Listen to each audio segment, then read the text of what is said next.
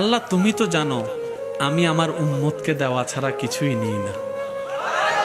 তুমি আমাকে ফাতিহা দিয়েছো, আমি উম্মতকে দিয়ে দিয়েছি। তুমি আমাকে ইয়াসিন দিয়েছো, আমি উম্মতকে দিয়ে দিয়েছি।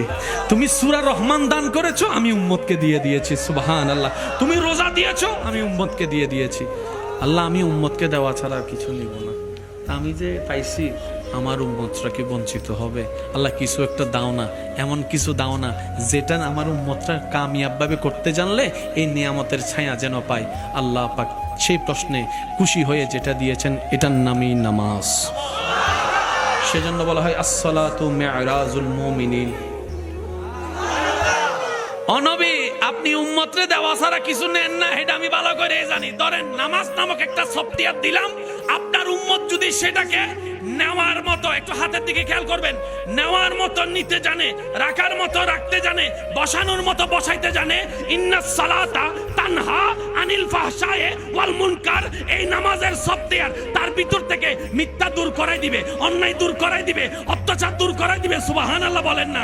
অশ্লীলতা দূর করাই দিবে, অবাবতা দূর করাই দিবে, বেয়াদবি দূর করাই দিবে, অসভ্যতা দূর করাই দিবে। যখন এগুলো দূর হয়ে যাবে সে মানুষ হয়ে যাবে, তখন এলাকার জন্য সে নিয়ামত হয়ে যাবে। তাকে দেখে সবাই ফেরেশতা বলতে থাকে, আমি তো তোকে নিষেধ করছিলাম ফেমফিরিতি না করতে, করছস কেন? রাইতবাড়িয়া